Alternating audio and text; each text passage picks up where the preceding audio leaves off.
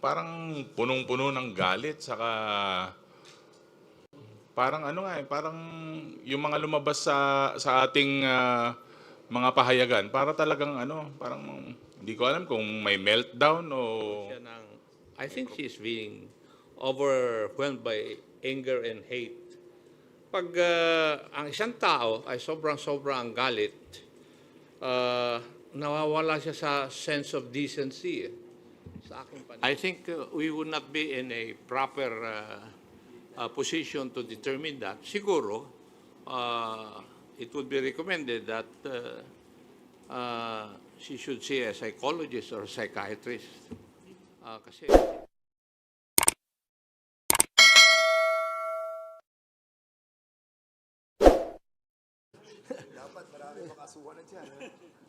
So we will now open the floor for questions from our friends in the media. But before that, please allow me to acknowledge the presence of Congressman Rog Gutierrez, Congressman Paulo Ortega, my co-chair in the Quadcom, Congressman Dan Fernandez, and of course my co-chair, the chair of the Committee on Public Accounts, Congressman Caraps Paduano. So we will now entertain questions. You can ask questions. Yes, Tina? Good morning po, sirs. Sir, can you mention prominent Chinese personalities na involved po dito sa mga documents na turnover po ninyo? Okay, we will ask the chairman of the Committee on Public Accounts the names of the owners of these properties. Good morning, everyone. Anyway, during the last year's hearing, lumabas na po yung pangalan ni a certain Eddie Tayang, in which the Bureau of Immigration confirms that Eddie Tayang is a Chinese citizen, with being a passport holder of a Chinese, no, in the person of Jia Jingyang, and he was also involved in the sale of properties for Mexico, the LGU of Mexico, Pampanga, and also involved in the corporation, the Empire 999, the Sunflare, and Mexico 999 and Empire 999 and Sunflare. Eddie Tayang involved in those corporations, in which well, in fact, he was cited in contempt, I think if my memory serves me right, that was November of last year pa. And until now, he is at large. And having transaction with the LGU of Mexico, Pampanga, particularly during the time of Mayor Tumang. In addition also to the names mentioned by Congressman Paduano, a certain Willie Ong also have acquired hundreds, based on our records, we have 300 land titles registered under his name. And Mr. Willie Ong has likewise been identified as a Chinese national. So he organized a corporation called Empire 999, and there are also acquisitions under his name. So yan. And then Tony Yang, the brother of Michael Yang. Sir, can you give us an estimate kung gaano kalaki yung halaga ng mga properties na nabili ng Chinese nationals? As of now, we cannot yet, of course, the actual yung worth ng properties, no? But thousands of hectares po ang involved dito. And what is prominent is the corporations, no? That was owned by these Chinese nationals. Yung Empire 999 po, as I've said, Sunflare, at saka Empire 999 and Sunflare po. In addition to that, para at least medyo klaro, kasi yung Empire 999, Realty Corporation, isang company lang yon. consider mo yung pinag-uusapan ditong titles, almost 300 titles. Isang corporation. So meaning, marami pa tayong hindi na-discover ng mga corporations that are Chinese pretending to be Filipinos. So yun ang malaking trabaho na dapat nating asikasuhan, especially ang ating pong Solicitor General, na makita itong mga corporation na to, na maraming mga pure Chinese na pretending to be Filipinos and owning and buying properties. Sir, just a clarification, Chinese lang po ba? Walang mga Filipino officials na naging kasabwat nila para mabili yung mga property na yan dyan sa sinabit ninyong documents sa Solgen? Hindi, katulad Hello. Ay, ikaw na, brother. Sige. As I've said, particularly with the transaction between Eddie Tayang and the sale of property which is worth 79.5 million in Mexico, Pampanga, the person of interest involved here is the former mayor, Mayor Tumang, Tede Tumang. Alam po naman natin na he was already dismissed twice by the Office of the Ombudsman. So, kung Filipino po, lahat na mga properties that was sold to Mexico, Pampanga, kay Mayor Tede Tumang po, at saka yung mga some of the employees, particularly Roy Gomez, no, is involved and until now also at large. And doon po sa sale ng property with regards to the warehouse that where the shabu was discovered doon po sa Mexico. Ang involved din po dito yung kapatid ni Mayor Tumang at the same time si Mayor Tumang po on the sale of that property with regards to that warehouse. So those are the Filipinos which is in collusion with these Chinese nationals. Hi. I think let me emphasize also no na ito sila ay nagpanggap ng mga Pilipino. Gumamit sila ng mga peke at mga spurious na mga dokumento na magpapatunay na sila ay mga Pilipino. Until after we have discovered na sila po ay mga Chinese nationals. Meron din po sila mga ginamit na mga dummies, no? Na mga Filipino, apparently Filipino-Chinese. No? Nandyan ho yan sa ating mga listahan. So makikita po natin na ito ay panlilin lang no sa atin no dahil talagang gumamit sila ng mga dokumentong pagpapanggap na sila ay mga Pilipino. Sir. Saka in addition to that, kailangan very critical tayo doon sa PSA, saka doon sa local civil registrar. Very particular tayo doon dahil doon tayo doon na lang yun ang ginamit ng mga Chinese. Ang PSA, nag-relax sila doon sa requirements nila para sa birth certificate. Also doon sa mga local civil registrar. Kaya, yun nga, sana itong ating pong Solicitor General have to look deeper doon sa problem ng PSA sa local civil registrar. Sir. Ay. Of course, we'd like to acknowledge also the presence of our overall Vice Chair, Congressman Romy Acop. Good morning, Chairman. Yes, Mela. Sir, tanong ko lang po, from the side of Office of the Solicitor General, ano pong masasabi nyo dito sa mga itinurn over na dokumento ng Quadcom at moving forward, ano po ba yung magiging proseso nyo rito?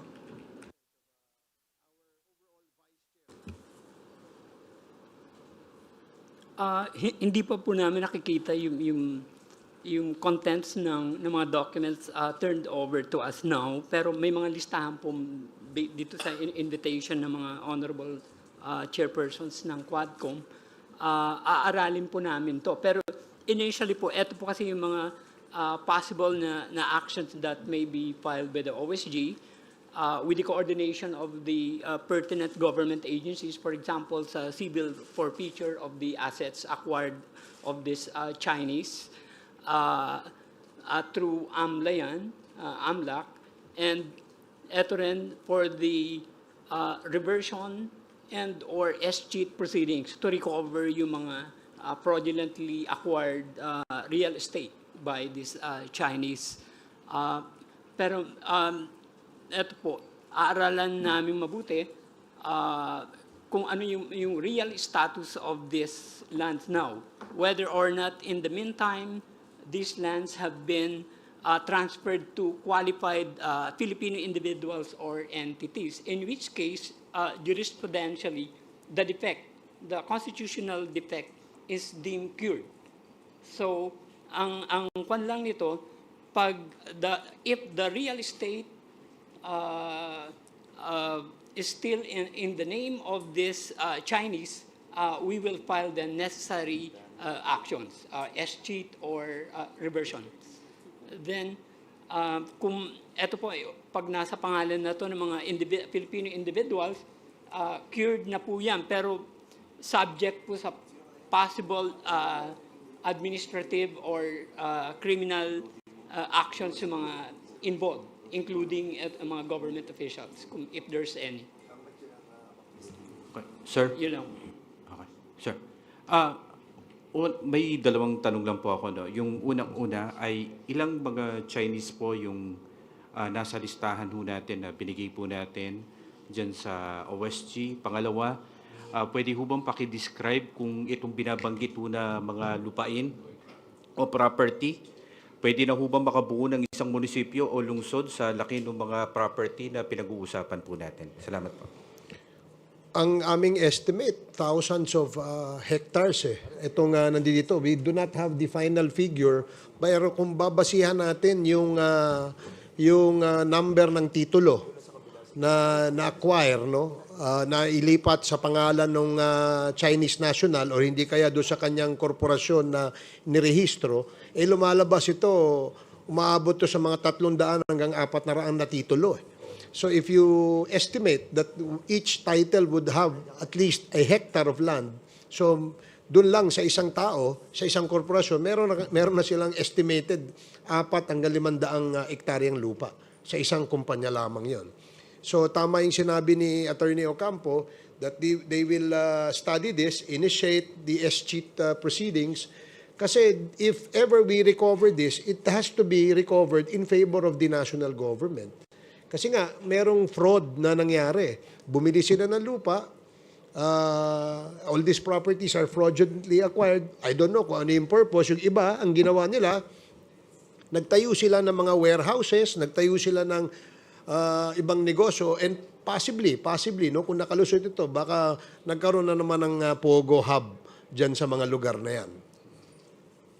And siguro in addition, Mr. Chairman, kasi we have to be expedite yung lahat ng issues pertaining to the properties that were owned by the Chinese people pretending to be Filipinos.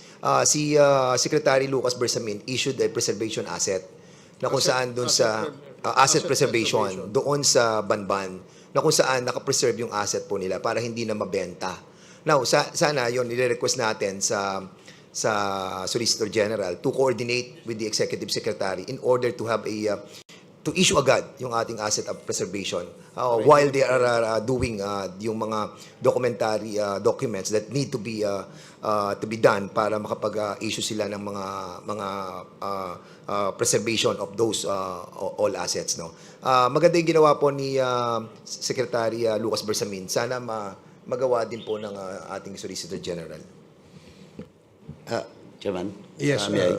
Anyway, doon po sa number of Chinese personalities involved, ang most prominent, of course, is Eddie Tayang and Willie Ong.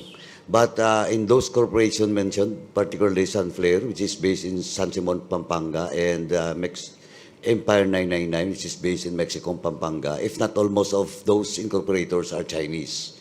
Now, in the case of properties, sabi nga ni OSG kanina, na cured. There are one case, no, isang case po, property of Eddie Tayang, in which it was claimed to be his residence in Mexico, Pampanga, and it was bought by a certain Rodingo. But when he was invited during the hearing, in good faith, he bought that property, and he's very much willing to cooperate po doon sa process, legal process with regards to those properties. No? Isang property lang naman po yun. And we hope that some of those properties are still nakabitin po. No? That's why we have to move fast so that all those properties will be reverted back to the government. Thank you po. Okay, we'd like to acknowledge also the presence of our Deputy Speaker, J.J. Suarez. Good morning, DSJJ. So, Sir, clarification uli. Yung mode ng pagbili ng mga properties na yan, paano ang natuklasan ba ng Quadcom through money laundering, cash ba yan na binayaran, yung pera ba ay galing sa proceeds ng drugs, paano? At saka pogo pala. patuloy pa rin yung ating investigation dyan. No? As far as paano sila nakapag-acquire, of course, they possess fraudulent documents pertaining, saying that they are all Filipinos. Kaya regular, no? Mayroong presumption of regularity do sa kanilang pag-acquire nito mga properties na to. Now, nasa proseso po ngayon ng Quadcom ang pag-determine whether ito bang mga ginamit na pera pambili ay isang paraan para makapag-launder o makapaghugas sila o makapaglaba, no, in layman's language ng kanilang pera, no, that hopefully we will be able also to discover kung ano yung source ng pondong ito.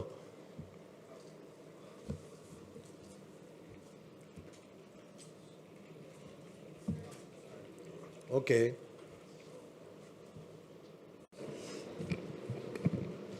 Sir, sorry. Kung tanong ko lang, sakaling magsusulong tayo ng panukalang batas, ano po ba ang nais nating isulong ng Quadcom, especially dito sa pag-acquire ng napakaraming mga land titles ng mga foreigners? And then, ano po ba yung pananagutan ng PSA, lapses, dahil nga nabibigyan kaagad ng mga birth certificate po itong mga banyaga? Thank you. Well, dun sa pag-acquire nila ng property bilang foreigner, nasa constitution po yan. So, hindi na po siguro kailangan gumawa ng batas because there was a clear violation of the provision of the constitution. Pero doon sa PSA, yan po ang aming pinag-aaralan sa ngayon. No? Kailangan maging mahigpit yung requirements para bago sila mag-issue ng certificate of live birth. Lalong-lalo na doon sa mga nag-a-apply under the policy of late registration. Kasi karamihan dito sa mga Chinese na ito ay late registration. So, doon pa lang dapat magtaka nga tayo 18, Alice Go, for example, 19 years old na siya nung nag-apply siya for Filipino citizenship. Sabi niya, late registration dahil daw lumaki siya sa farm, hindi na asikaso nung kanyang mga magulang, no, yung pagre-rehistro sa kanya. Kaya nga, isa yan sa tinitingnan nitong Quadcom. Kasama dyan, yung ating local civil registrar. Kasi ang endorsement nanggagaling sa kanila bago yan umakyat doon sa PSA. So, tinitingnan din natin in these two agencies kung ano ang pwede nating gawin na mga batas, no? O panukalang batas para higpitan natin yung pag-implement nila ng mga pulisiyang ito. To add, no, actually yung problema lagi dyan, yung defense ng PSA, first, binabalik nila doon sa LCR because they're just receiving the documents coming from the local civil registry. Now, second na defense lagi nila is ministerial daw yung role nila. That's why during the hearing of public accounts, nilaw po natin na dapat we have to do something about it. We have to legislate laws that will make sure na hindi na po lulusot itong mga kasong ganito. Not only Alice Go, in the case of Eddie Tayang, kalahin mo, 1983 siya pinanganak, yung registration na dito as a Filipino citizen after 23 years o 21 years, 2004. So, doon po sila nakakalusot. Kaya kailangan we have to legislate laws na siguro po natin na hindi ito lumusot in the future. Yung mga ganito pong kalakaran. Saka in addition to that, kasi yung PSA, meron silang service provider para doon sa kanilang automation, doon sa ating pong tinatawag po nating registration, no? At ang service provider nila for so many years, no? I think 10 taon na yung service provider na yon. And they spend like, I think if I'm not mistaken, during the investigation namin, wala pa sa Quadcom to.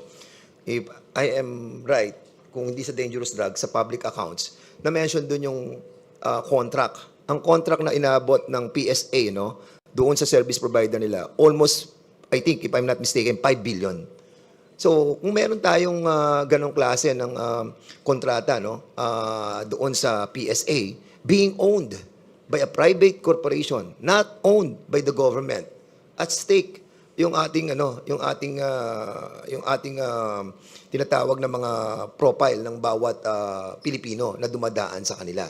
And I think the Solicitor General have to check on this as well. Yung contract ng PSA doon sa Unisys. Unisys ang kontrata nila eh. At sa Unisys, according to the federal investigation that was conducted in the United States, meron silang case against this Unisys Corporation. We tackled this in the committee, and I think it is imperative on the part of the Solicitor General to look into this.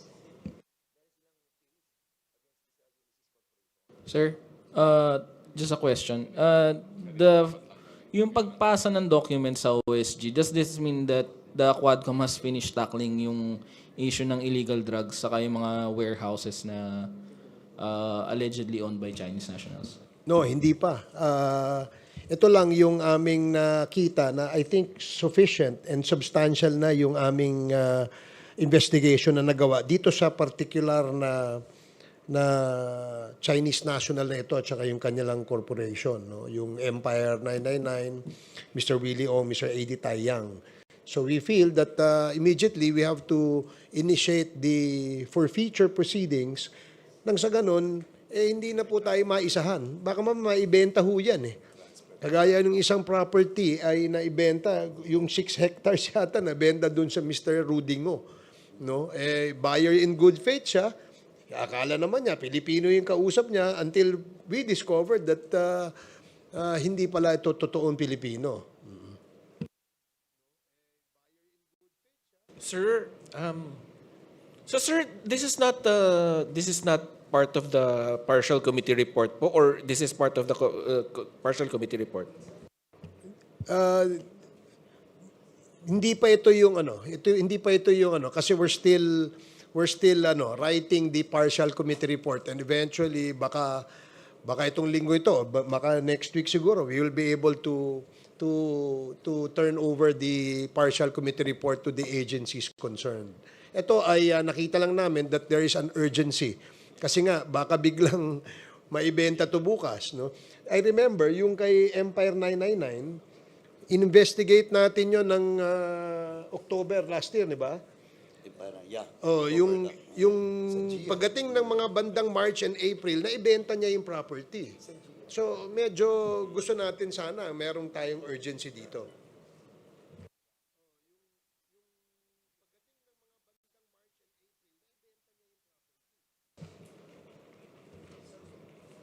Sir, bukas Quadcom ulit tayo. Confirm ba na dadalaw si dating Pangulong Rodrigo Duterte?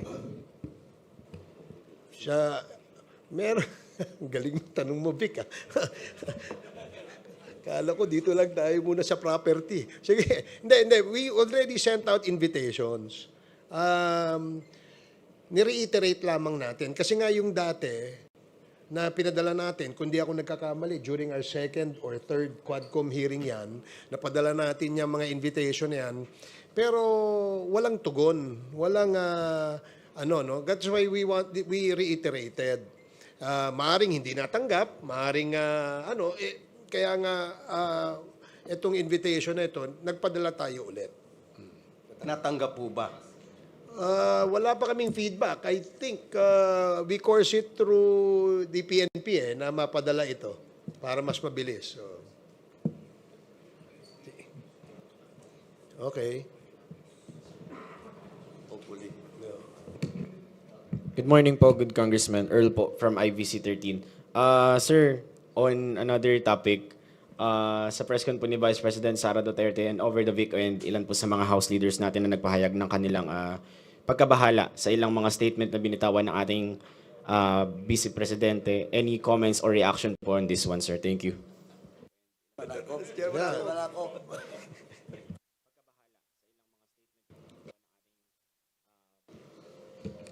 Yung sa akin talaga, gusto kong tanungin kung okay lang ba siya eh. Nag-aalala po talaga ako eh. Pero the statements were not even, for me, hindi na siya political eh. Parang it's a question of kultura. Nasa kultura ba nating mga Pilipino yung mga ganyan na statements? Ganyan ba tayo pinalaki? Ganyan ba kapaligiran natin? So, talagang nanlilisik. Parang galit na galit sa mundo. So, yun lang. Kaya talagang question ko po eh, kung talagang okay ba siya. So, yun. Follow up? Si Jay. Hello? Congressman Rog, your comment? Well, I have to agree with si Congressman Ortega. I think it's a cultural issue, especially yung relation to dun yung sa disgraceful yung bangkay. And I think most of the people have already complained po, no? I think it doesn't really involve any comment on our part as congressmen, and we leave it siguro to the people to decide on how they would see that as qualities of a leader. Yun po. We'd like to acknowledge also the arrival of Congressman Jay Kung Hoon. Good morning, Congressman Jay. And you can also direct your questions to him. Sir, follow up. Go ahead. Following up with that lang po, some of the Young Guns leaders requested psychological evaluation for the Vice President, sir. Would this be firm or may re-recommenda daw po ba tayo na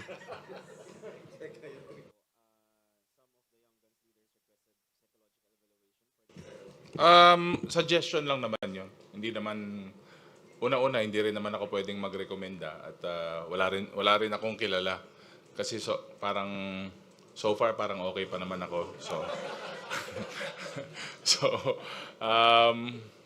Pero the people have seen the interview. So parang may something. Ewan ko. Oo. Parang punong-puno ng galit, saka parang parang yung mga lumabas sa ating mga pahayagan, para talagang parang hindi ko alam kung may meltdown o may problema na nangyayari right before our eyes during the press con. Sir?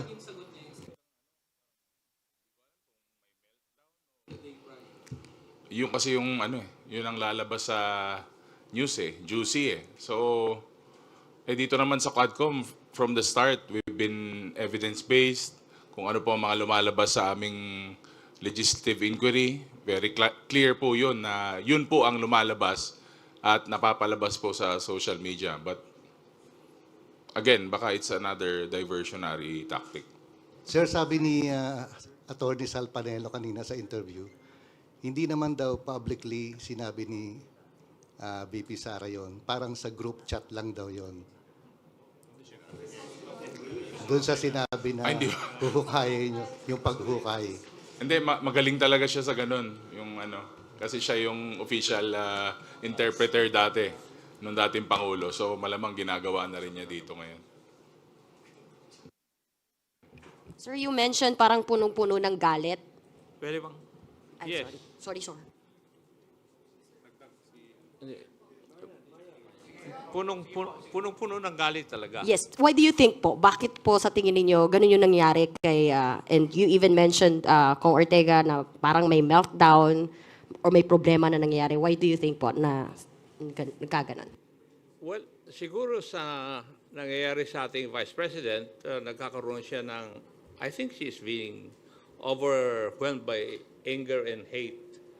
Pag ang isang tao ay sobrang galit, nawawala siya sa sense of decency sa aking paningin.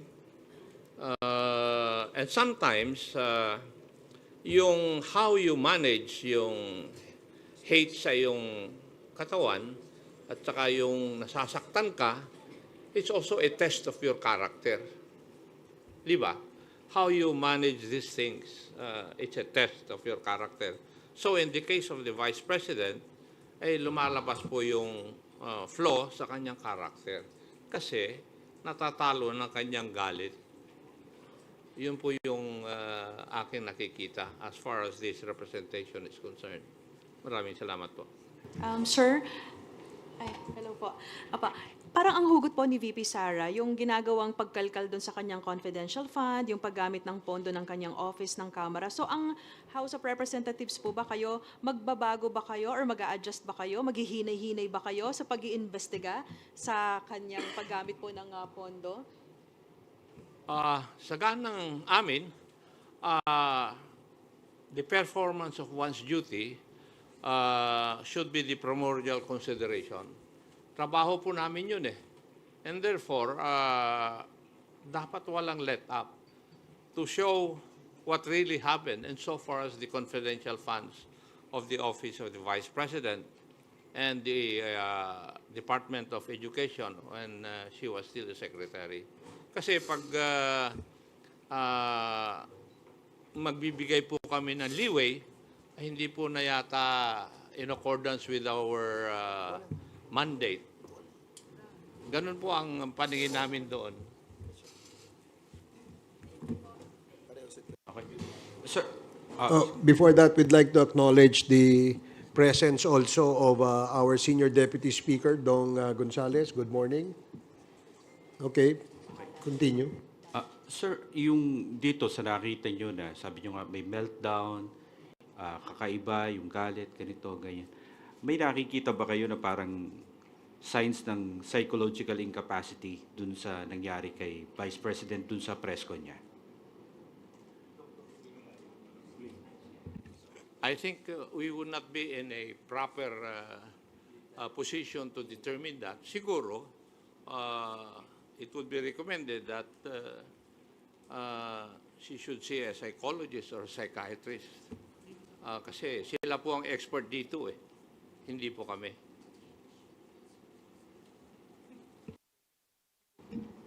Sir, sorry, good morning po. Hindi lang po si Pangulong Marcos and former President Apo Marcos yung, kumbaga, tinira ni VP Sara. Meron din po kasi siyang binanggit laban din po kay Speaker Romualdez na sinabi niyang embarrassment daw po ang ating House Speaker. As House leaders, ano pong masasabi po ninyo dun sa pahayag po na yun? That's her opinion. It's not the opinion of 120 million Filipinos. Di po ba? And she is entitled to her opinion. Sir, follow-up lang. Kasi yung embarrassment po is stemming from doon sa sinabi ni VP Sara na tumanggap daw po ng suhol si Speaker Romualdez. Do you know anything about this? Or what can you say about this po? Tungkol saan yun? She did not expound or elaborate po yung tungkol doon. Sa susunod daw niyang press con. Okay, Pero, so we will not be commenting on that. Kasi hindi naman namin alam kung ano suhol yan. Hayaan mo po muna mag-expound siya. Then we'll answer the issue about it. And second siguro, I'd just like to add now, just like what we have done with the Office of the Vice President, giving due courtesy to that office, ang unsolicited advice po is the Vice President should also give due courtesy to the office of the President and, of course, to the late Ferdinand Marcos Sr. Yun lang po. Kasi well in fact, for the record, napakaganda na pong binigay naming courtesy sa kanya nung she was invited during the Good Government Committee hearing. Well, in fact, he was allowed to speak while not taking her oath. So, yun lang po, unsolicited advice. Just give due courtesy to the office of the President. Well, Congressman Gonzales po, no? Well, regarding dun sa suhol, di po namin alam yun, di ba? Ang pagkaalam ko po from the day of the campaign, ang kasama po ni Vice President Sara ay si Speaker Martin Romualdez. Alam niyo po, sa totoo lang, pag nag-uusap kami ni Speaker, Kasi po may survey na lumabas na mababasa sa Pampanga during those times. Ang pinakiusap ni Speaker Romualdez sa amin na kung pwede tulungan si Vice President Sara sa Pampanga. Kasi nga, may kandidatong Kapampangan doon, si Kiko Pangilinan. At mataas si Kiko Pangilinan kasi Kapampangan. So, win-workout po namin yun. At from day one up to the proclamation, kasama po si Speaker Martin Romualdez. Ang kwento, lahat po, siya po ang nagmamalasakit kay Vice President Sara. Kaya nagtataka po ako, biglang bumaligtad, na kung hindi sa'yo, Speaker Martin Romualdez, hindi ako naging Vice President. Meron pong statement ganyan nung napanood po natin yun. Kaya sana po, hindi po natin alam kung ano ang nasa isip ni Vice President Sara at yun man lang sabihin mo na uhukayin mo yung tatay at itatapon mo sa West Philippine Sea. Ako po isang nasaktan bilang anak. Kung ako po si Senator Amy Marcos, sinabi sa tatay ko yun, palagay ko, hindi na po kami pwedeng magkita at mag-usap sa panahon na yun. Sasabihin ko, ibang klase na to, ibang usapan na to. So, sana po walang ganyang usapan. At yung ganyang naririnig kong mga salita, salita pag umiinom sa kanto, sa barangay, paglasing na, biruan lang yun, di ba? Pero walang ganyang, pero wala pong ganyan. Medyo, ako po, honestly, after yung press conference niya, meron po, nasa palasyo po ako, birthday po ni E.S. Bersamin. Pero gusto kong sabihin sa presidente, pero hindi ko po nasabi, kasi baka ayaw po niyang marinig yun. Pero deep inside in my heart, ako po talaga nasaktan doon sa sinabi niya. Because I'm also, anak po ako eh. Hindi na po ako makakakita ng tatay. Isa lang po ang tatay ko. Tapos sasabihin po sa tatay ko yun, nuhukayin niya at itatapon niya. Ay, palagay ko napakasakit po nun. So bilang isang Kristiyano, bilang isang batang pinalaki sa maayos, palagay ko foul po yun. Salamat po. Thank you.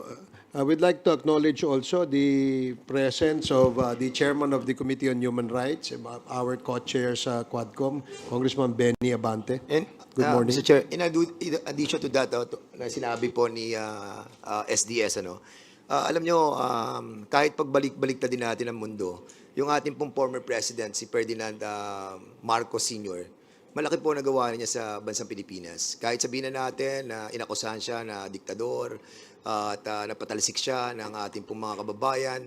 Pero at the end of the day, we have to accept that he made a lot of things for the Filipino people. At yung pong pagsasabi na huhukayin siya at itatapon sa West Philippine Sea, medyo parang sa mga nagmamahal, lalo na yung mga Marcos loyalists, na nakita natin na talagang pinaglalaban yung ating pong dating Pangulo. Napakasakit po nun. And we have to be careful with our statements, Kasi hahabulin tayo ng panahon at pagkakataon. Like for example, yung ginagawa po na statements ng ating pong dating Pangulo, si Rodrigo Roa Duterte, ngayon hinahabol na po siya ng sitwasyon. We hope that this will not happen to the Vice President. But definitely, somebody might file a case against her. At nobody can prevent that dahil nga wala namang immunity ang ating pong Vice President. Masakit po yung mga ganitong klaseng salita na hindi naman po dapat nasabihin na nanggaling sa isang opisyal ng ating bansa. Sir, clarification on the invitation kay former President Duterte. 18 pa po yun, October 18, yung reiteration ng invitation ninyo. Meron na po bang feedback from the PNP kung na-deliver man lang po doon sa bahay itong, at may nag-receive nitong invitation? And second question, kung meron ding reiteration ng invitation kina Senator Bongo and Senator De La Rosa? Well, kasi dun sa previous invitation that we sent, I think, kundi nga ako nagkakamali, during the second or third Quadcom hearing yun, open-ended yun until we conduct these hearings. open invitation po yung aming invitation. We only had to reiterate kasi para matagal-tagal na rin yun. This is already the 9th and going to be the 10th hearing of the joint committee hearing. So that's why we had to send and reiterate the invitation.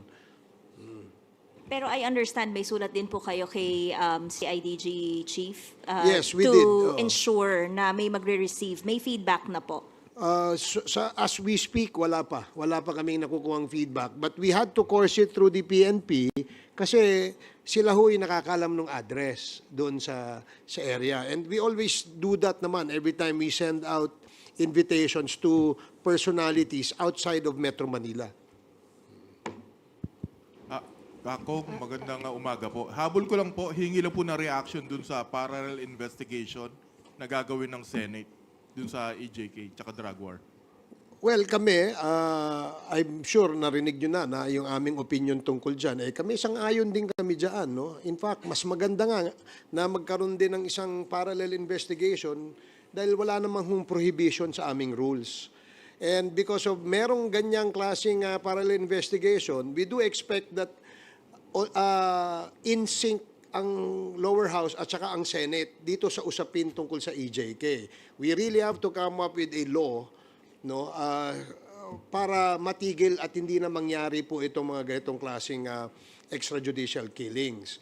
Now, my opinion, I'm sure my colleagues here, my co-chairs, meron din silang sariling opinion. Ang opinion ko, kung merong ang Senate, meron din ang House, ba't hindi dala natin pag-isahin, parang BICAM. Ang dating, isang joint committee hearing, nandyan ang Kongreso, nandyan ang Senado, at nandyan yung ating investigation. No? I think, mas malawak, mas komprehensibo, at siyempre, mas maraming mga intelligent questions na maitatanong ang mga membro nitong committee ito. So it has to be some sort of a joint, every time may SONA, di ba? Meron tayong joint session. Ito, ganun din gawin natin. Mas maganda sa tingin ko. I don't know.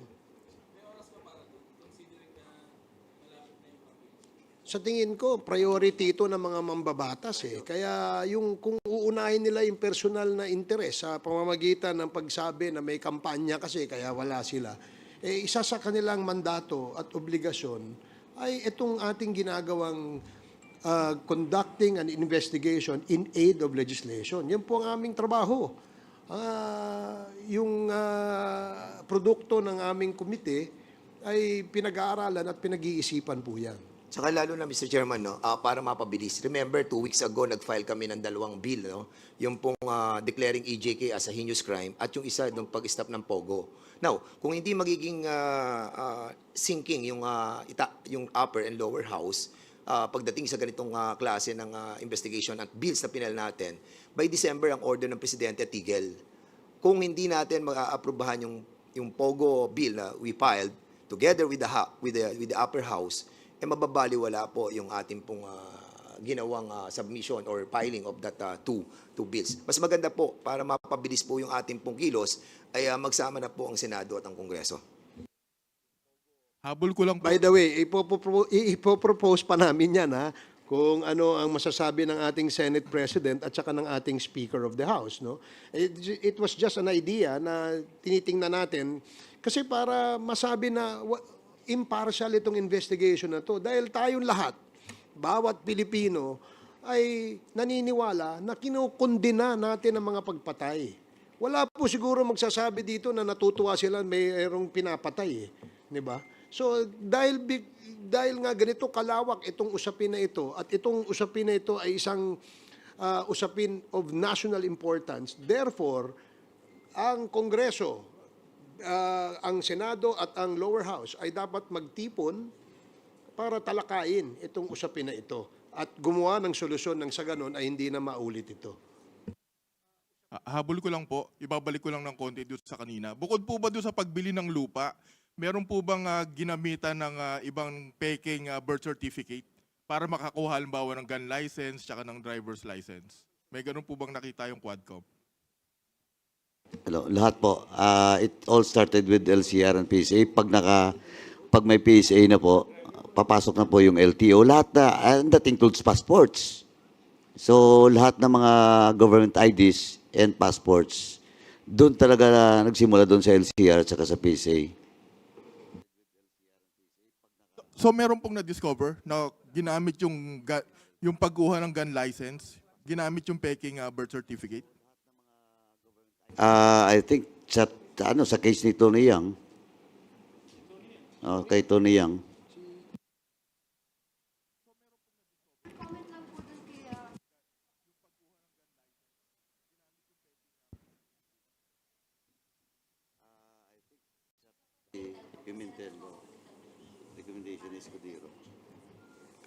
Recommendation yata ni SP yan, ano? And of course, we respect that dahil sila naman po ay bound by their rules. Ganon din kami dito sa House.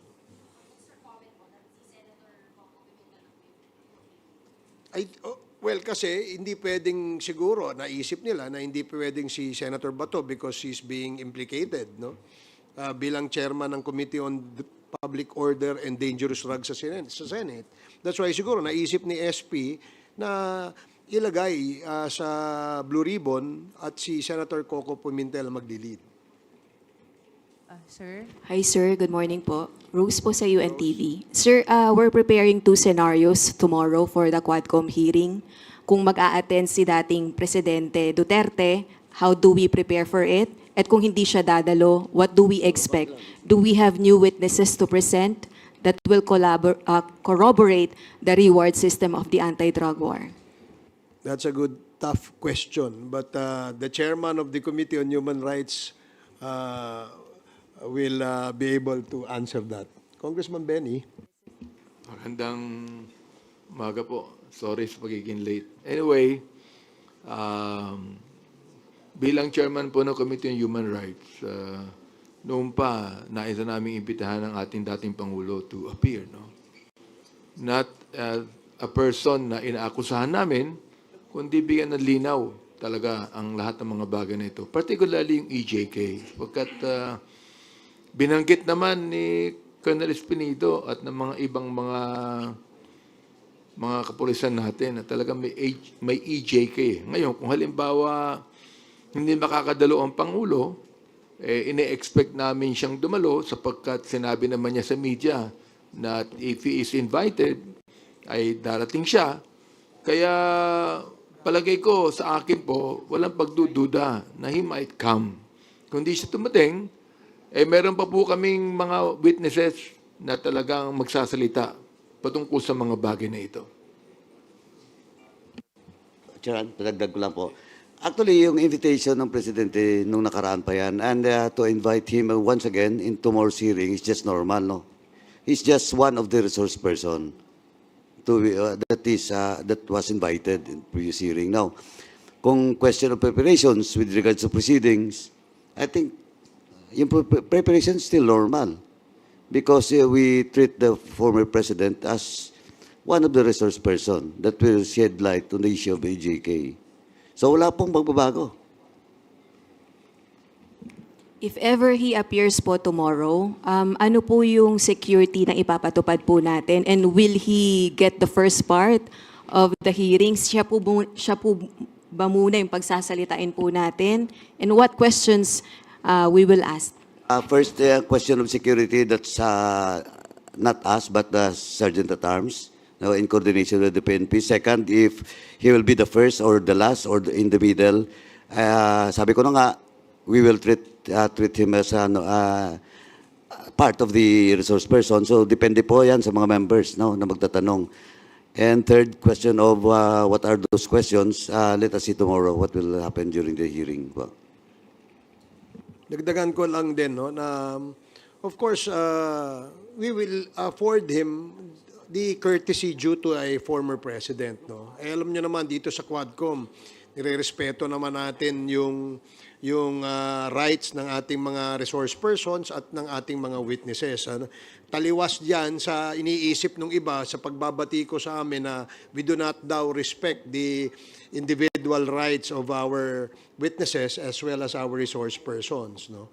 Of course, they have they have all the right, no, that we will extend to them. Kasi lalo na yan, na dati pong Pangulo si former President Duterte. So definitely, we will respect him as a person and respect his former office as the President of the Republic of the Philippines. Let me add, no, sa akin naman, more than asking any educated question, we would like to listen to his educated answer. Ibig sabihin, we're willing to listen. Di ba? I mean, for him to explain to us yung war on drugs, we're willing to listen.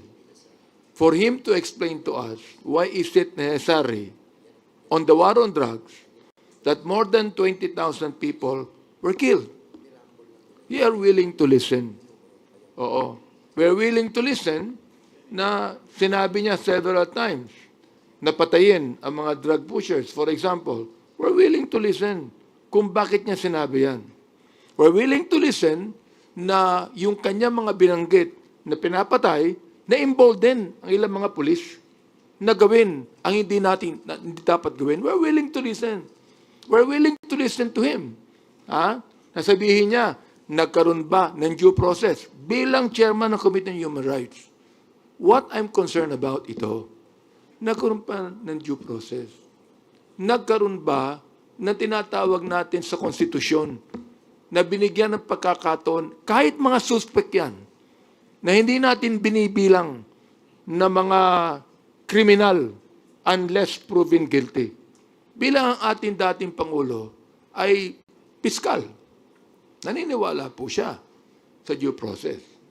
Naniniwala po siya na dapat bigyan ng pagkakataon ang mga suspect kahit mga drug lord pa yan. We're willing to listen.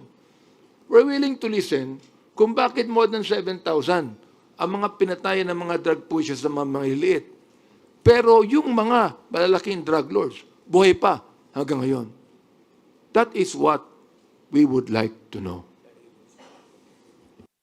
Ay, sir, sorry, follow-up lang. Kasi sa mga social media feed or post po ng mga supporters ng Duterte camp, his attendance may lead to contempt.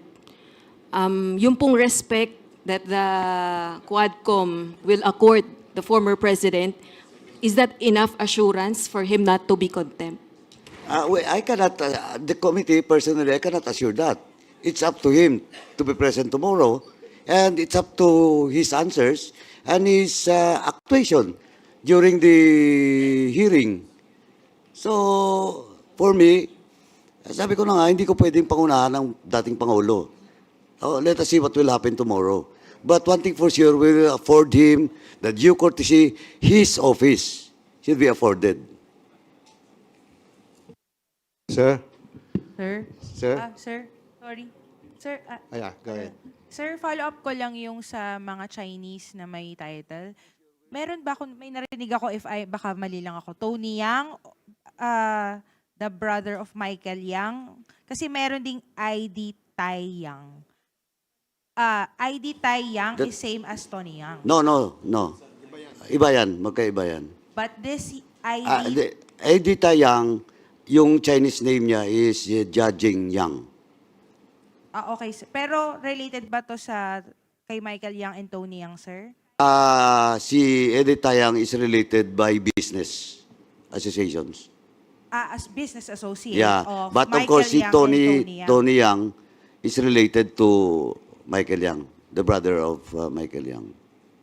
So, itong si ID Tai Yang is business associate ni Tony Yang. Tama, No, sir? ni Michael Yang. Michael Yang. Okay, thank you. Thank you, sir. I just like Sir? Kagaya po nung nangyari sa good government na hearing, hindi po tumayo si VP Sara para mag-take ng oath.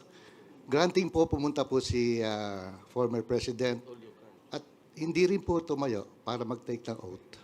Again, as I've said, I cannot personally, no, I cannot answer about it, but we have to stick in our rules. What is our rules should be followed during committee hearings. And Let us see tomorrow. Let us see tomorrow.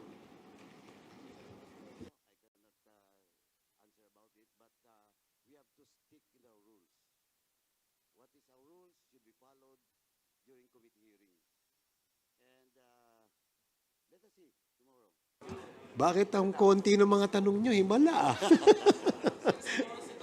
Okay, sige, okay.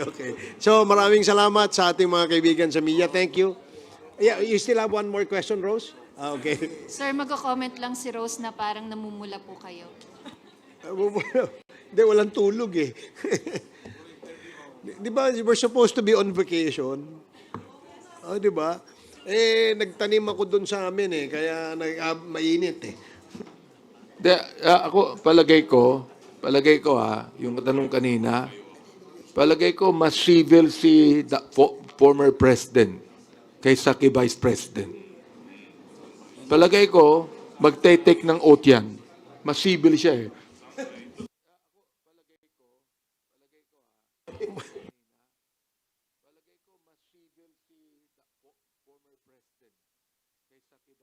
Okay, thank you and salamat sa inyo sa ulitin. OSG, thank you very much.